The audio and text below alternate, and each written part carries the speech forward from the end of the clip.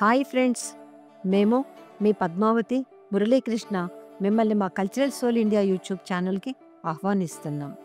ఈ వీడియోలో మనం తమిళనాడులోని ప్రముఖమైన ఆలయాలను దర్శించుకుందాం. నాయకర్ రాజులు 1906లో వేలూరు కోట నుంచి బ్రిటిష్ వారి మీద జరిపిన పోరాటం ద్వారా భారతదేశంలో ఆంగ్లేయులకు వ్యతిరేకంగా జరిగిన తిరుగుబాటుకి నాంది పలికారు. మొఘలులు దండయాత్రకి వచ్చిన సమయంలో స్థానికులు జలకంఠేశ్వరాలయంలో ఉన్న శివలింగంని ఒక చెరువులో దాచిపెట్టారు. తరువాత కాలంలో స్థానికులు ఆ శివలింగంని బయటకు తీసి ఒక గుడిలో ప్రతిష్ఠించారు. ఆ శివలింగంని జలకంఠేశ్వరాలయంలో ప్రతిష్ఠించడానికి స్థానికుల అనుమతి అడిగినప్పుడు ప్రభుత్వం అందుకు ఒప్పుకోలేదు. ఒక రోజున ప్రజలందరూ కలిసి ఆ శివలింగంని వేలూరు తీసుకువచ్చి బలవంతంగా జలకంఠేశ్వరాలయంలో ప్రతిష్ఠించారు. తమిళనాడు అంటేనే పాండ్య, చోళ, నాయకర్ రాజులు నిర్మించిన ఎన్నో గొప్ప గొప్ప ఆలయాలు మనకి గుర్తుకు వస్తాయి. ఆంగ్లేయులు మన దేశాన్ని పరిపాలిస్తున్నప్పుడు ఈ కళ్యాణ మండపంని పునాదులతో పెకిలించి వారి దేశానికి పట్టుకు వెళ్ళటానికి ఒక ఓడలో ఇంజనీర్లను మన దేశానికి పంపించారు. వాళ్ళ దురదృష్టం కొద్దీ ఆ ఓడ నడి సముద్రంలో మునిగిపోవటం, మన అదృష్టం కొద్దీ ఆ సమయంలో మన దేశానికి స్వాతంత్రం రావటం వల్ల ఆంగ్లేయుల ప్రయత్నాలు విఫలమయ్యి ఈ అద్భుతమైన కళాఖండం మనకి దక్కింది. 1.5 టన్నుల బంగారంతో నిర్మించబడిన శ్రీపురం లక్ష్మీనారాయణి గోల్డెన్ టెంపుల్ చూడటానికి మన 2 కళ్ళు సరిపోవు అనిపిస్తుంది. అడవిలో ఆవులు మేపుకుంటున్న ఒక కుర్రవాడు సంపంగి చెట్టు కింద ఒక శివలింగంని చూశాడు. దానిని బయటికి తీసేటప్పుడు ప్రమాదవశాత్తు ఆ శివలింగం దెబ్బతినటంతో ఆ కుర్రవాడు తన చేతిని నరికి వేసుకున్నాడు. మహాశివుడు అతని భక్తికి మెచ్చి ఆ చేతిని తిరిగి పునరుద్ధరిస్తాడు. అందుకే ఇక్కడ ఈశ్వరుడిని కోరికలు తీర్చేవాడిగా పిలుస్తారు. పుత్ర కామేష్టీశ్వర ఆలయంలో దశరథ మహారాజు పుత్ర కామేష్టి యాగం చేయటంతో అతడికి రామ, లక్ష్మణ, భరత, శత్రుఘ్నులు అనే 4 పుత్రులు జన్మించారని స్థల పురాణం చెబుతోంది. మగ్గం మీద నేసే ఆరణి పట్టుచీరలు చాలా మృదువుగా, తేలికపాటి సొగసులతో అందంగా ఉంటాయి.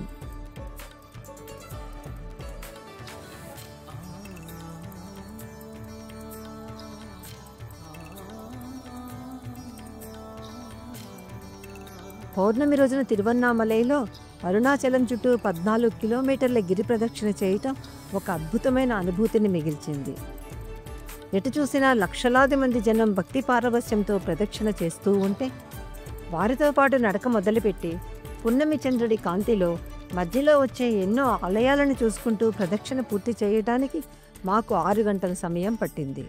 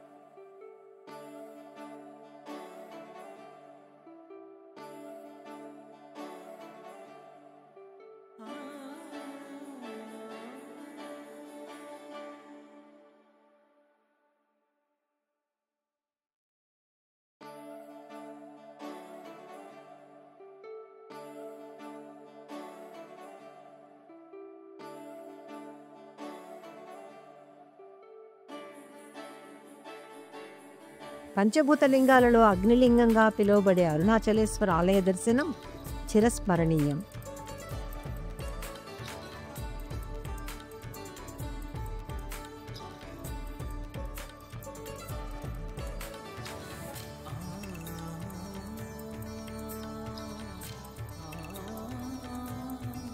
ఉలుగలంద పెరుమాళ్ళ ఆలయంలో భూమి మీద ఒక పాదం ఉంచి 2వ పాదం ఆకాశం కేసి ఎత్తినట్లు ఉన్న త్రివిక్రముని నిలువెత్తు విగ్రహం చూడటానికి మన 2 కళ్ళు సరిపోవు అనిపిస్తుంది.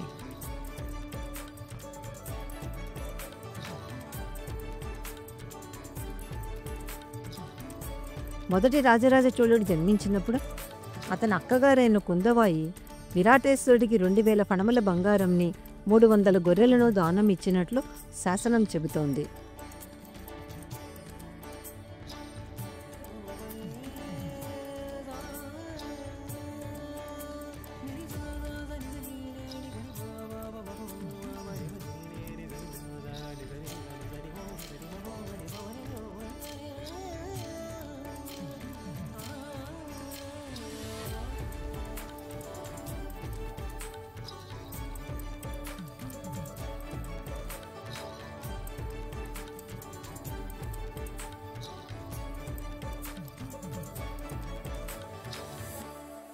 రాత్రి 7 గంటలకు జరిగే చిదంబర రహస్య పూజ సమయంలో దీక్షితారులు కట్టెలను పక్కకు జరిపి దీపాన్ని చూపించినప్పుడు మండపం లోపల వేలాడుతున్న బంగారు బిల్వపత్రాలు కనిపిస్తాయి.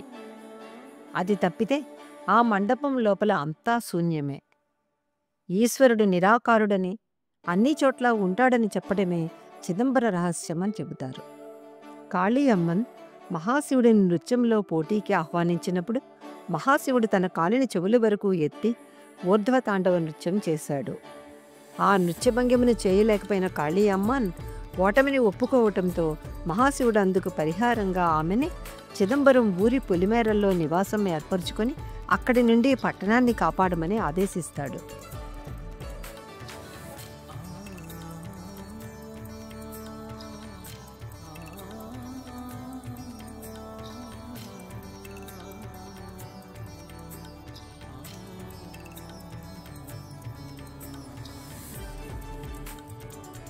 యునెస్కో వరల్డ్ హెరిటేజ్ సైట్గా డిక్లేర్ చేసిన గంగైకొండ చోళేశ్వర ఆలయ ప్రాంగణంలోకి అడుగు పెడుతుంటే చోళ సామ్రాజ్యపు వైభవం మనకు గుర్తుకు వస్తుంది. 1000 సంవత్సరాలకు పూర్వం గంగానది తీరం వరకు జరిపిన తన విజయయాత్రకు గుర్తుగా మొదటి రాజేంద్ర చోళుడు తన రాజధానిలో ఈ ఆలయాన్ని నిర్మించాడు. తాను ఓడించిన రాజులందరినీ గంగానది జలాన్ని కుండలలో తెచ్చి తాను తవ్వించిన తటాకంలో నింపమని ఆదేశించాడు. అందుకే ఈ ఊరిని గంగైకొండ చోళపురం అని, ఇక్కడి ఆలయాన్ని గంగైకొండ చోళేశ్వర ఆలయం అని, ఇందులో ఉన్న దేవుడిని గంగైకొండ చోళేశ్వరుడు అని పిలుస్తారు.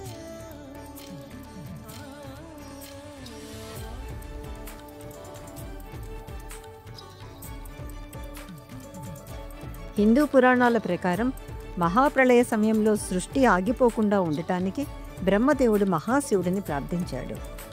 మహేశ్వరుడు ఒక సృష్టి బీజంని బ్రహ్మదేవుడికిచ్చి దానిని మట్టి, మామిడాకులు, కొబ్బరికాయ, పవిత్రమైన తాడు ఉంచిన ఒక కుంభంలో పెట్టి ఆ కుంభం ఉంచిన బుట్టిని మేరు పర్వతం మీద భద్రపరచమని చెప్పాడు. జలప్రళయం చుట్టుముట్టినప్పుడు మేరు పర్వతం మీద దాచబడ్డ ఆ కుంభం జలప్రవాహంలో కొట్టుకొని వెళ్ళి కుంభకోణం వద్ద ఆగింది. మహాశివుడి వేటగాడి రూపంలో ప్రత్యక్షమై తన బాణంతో ఆ కుంభాన్ని ఛేదించాడు. కుంభం పగిలినప్పుడు వచ్చిన ముక్కలు ఆది కుంభేశ్వర లింగంగా ప్రతిష్ఠించబడ్డాయి. కుంభంలో నుంచి చెందిన అమృతంతో మహామహం తీర్థం ఏర్పడింది. 16వ శతాబ్దంలో నాయకరాజులు కట్టించిన శ్రీరామస్వామి ఆలయం యొక్క గర్భగుడిలో శ్రీరామ పట్టాభిషేకంలో ఉన్నట్లుగా సీతారామ లక్ష్మణ భరత శత్రుఘ్న హనుమంతుల నిలువెత్తి విగ్రహాలు మనకి దర్శనమిస్తాయి. ఆ విగ్రహాల యొక్క శిల్పకళా నైపుణ్యం చూసి తీరవలసిందే కానీ వర్ణనాతీతం.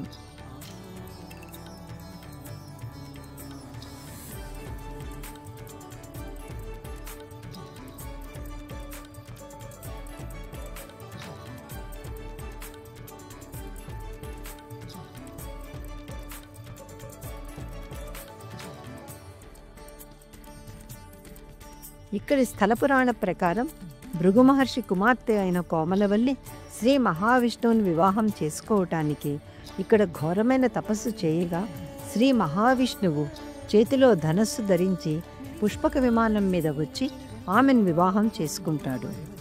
చేతిలో ధనస్సు ధరించి రావటం వల్ల శ్రీ మహావిష్ణువుని సారంగపాణి అని పిలుస్తారు. శ్రీ లక్ష్మీనారాయణ స్వామి అనే భక్తుడు శ్రీ సారంగపాణి ఆలయం యొక్క అభివృద్ధికి ఎంతగానో కృషి చేశాడు. జీవితాంతం బ్రహ్మచారిగా ఉండిపోయిన ఆ భక్తుడు చనిపోయినప్పుడు ఆయన అంత్యక్రియలు శ్రీ సారంగపాణి జరిపించాడని చెబుతారు. అందువల్లనే ఇప్పటికీ ప్రతి సంవత్సరం దీపావళి అమావాస్య రోజున ఆలయంలో ఈ భక్తుడి తిథి నిర్వహించటం ఒక ఆచారంగా వస్తోంది.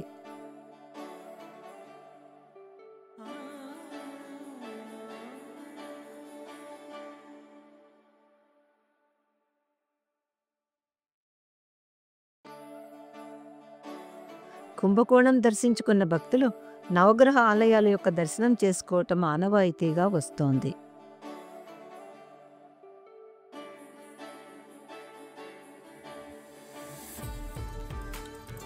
11వ శతాబ్దంలో మొదటి కులోత్తుంగరాజు కట్టించిన సూర్యనార్ కోయిల్లో గర్భగృహంలో ఉన్న సూర్యనారాయణుడి విగ్రహంకి ఎదురుగా మండపంలో బృహస్పతి విగ్రహం ఉండటం ఇక్కడి విశేషం.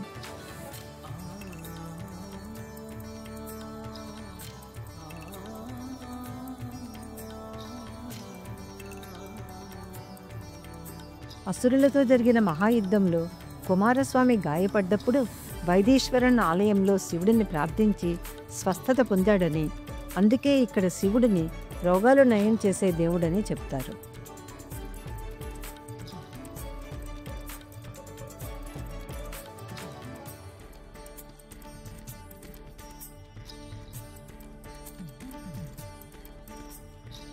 అగ్నిదేవుడు తన పాపాలను ప్రక్షాళన చేసుకోవటానికి ఈ ఆలయంలో శివుడిని ప్రార్థించాడు కనుక ఇక్కడ శివుడిని అగ్నీశ్వరార్ అని పిలుస్తారు.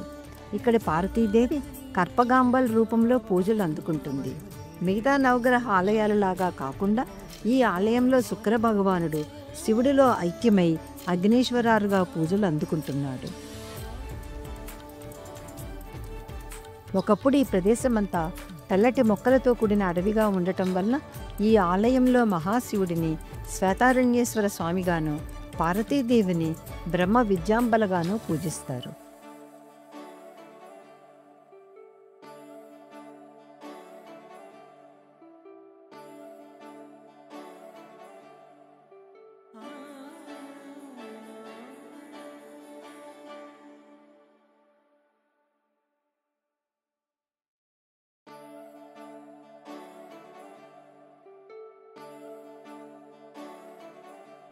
నాగనాథస్వామి ఆలయంలోనే మహాశివుడు ఆనంద తాండవ నృత్యం చేశాడని చెప్తారు. ఈ ఆలయంలో 5 పడగల నాగపాముతో పాటు మనిషి రూపంలో ఉన్న కేతు భగవానుడి విగ్రహం ఉండటం ఒక విశేషం. శాపానికి గురి అయిన కేతువు ఈ ప్రదేశంలో శివుడి కోసం తపస్సు చేసి పాప విముక్తుడయ్యాడని చెప్తారు.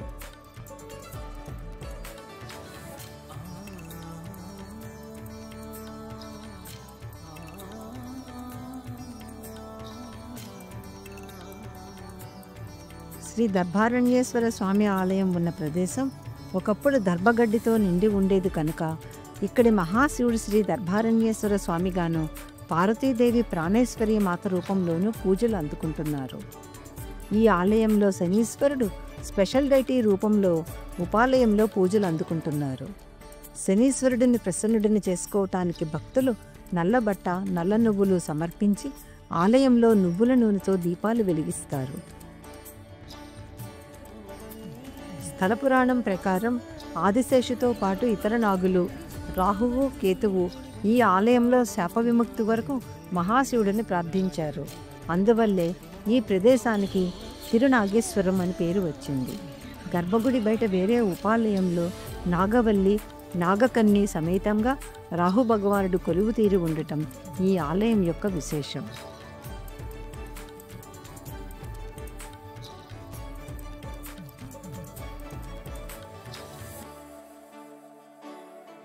ఈ ఆలయంలో మహాశివుడు ఆపత్ సహాయేశ్వర రూపంలోనూ, పార్వతీదేవి ఎలావర్ కుజాలి రూపంలోనూ పూజలు అందుకుంటున్నారు. ప్రధాన ఆలయంలో గర్భగుడికి దక్షిణ భాగంలో ఉన్న అందమైన మండపంలో గురు భగవానుడు కొలువు తీరి ఉన్నాడు. గురు భగవానుడు కొలువు తీరిన మండపం, అందులోని గురు భగవానుడి విగ్రహం ఎంతో అందమైన శిల్పకళతో చెక్కబడి ఉన్నాయి.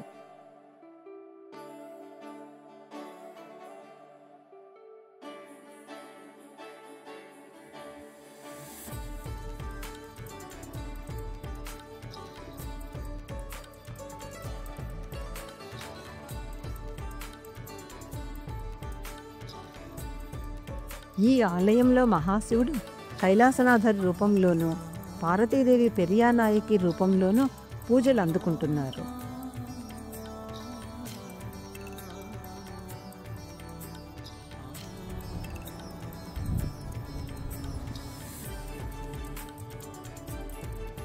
ఒక రోజున కుమారస్వామి ఓం అన్న పదానికి అర్థం చెప్పమని బ్రహ్మని అడిగినప్పుడు బ్రహ్మ ఆ పదానికి సరైన అర్థం చెప్పకపోవటంతో కుమారస్వామి ఆగ్రహించి బ్రహ్మని నిర్బంధిస్తాడు. అప్పుడు మహాశివుడు వచ్చి బ్రహ్మని విడిచిపెట్టమని కుమారస్వామిని ఆదేశించి ఓం అన్న పదానికి అర్థాన్ని వివరించమని అతడిని అడుగుతాడు.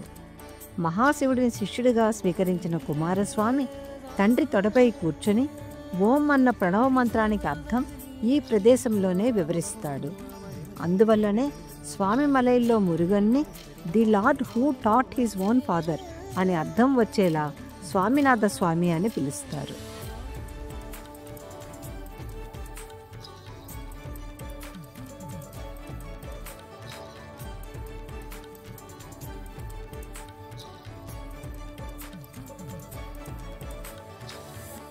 దారాసురంలో యునెస్కో వరల్డ్ హెరిటేజ్ సైట్స్గా గుర్తింపు పొందిన ఐరావతేశ్వర ఆలయంని క్రీస్తు శకం 12వ శతాబ్దంలో 2వ రాజరాజ చోళుడు నిర్మించాడు.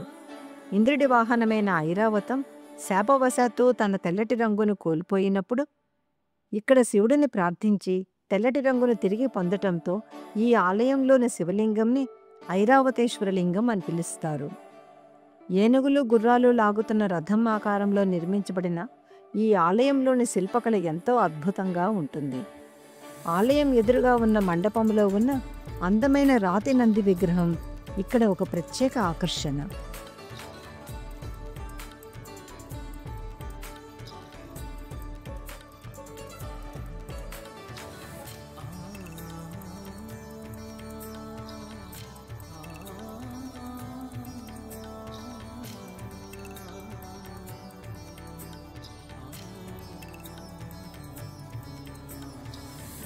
రాజరాజ చోళుడు నిర్మించిన బృహదీశ్వర ఆలయం వరల్డ్ హెరిటేజ్ సైట్గా గుర్తింపు పొందింది.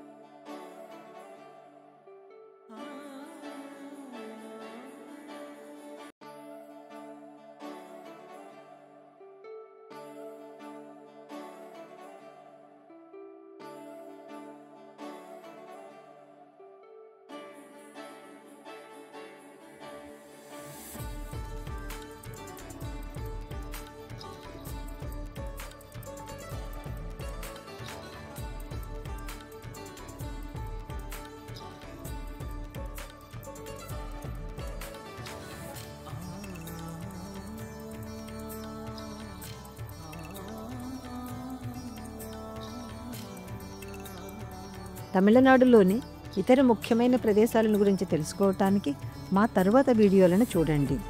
మా కల్చరల్ సోల్ ఇండియా యూట్యూబ్ ఛానల్ని సబ్స్క్రైబ్ చేసుకుని మా వీడియోలని లైక్ చేయటం మర్చిపోవద్దు.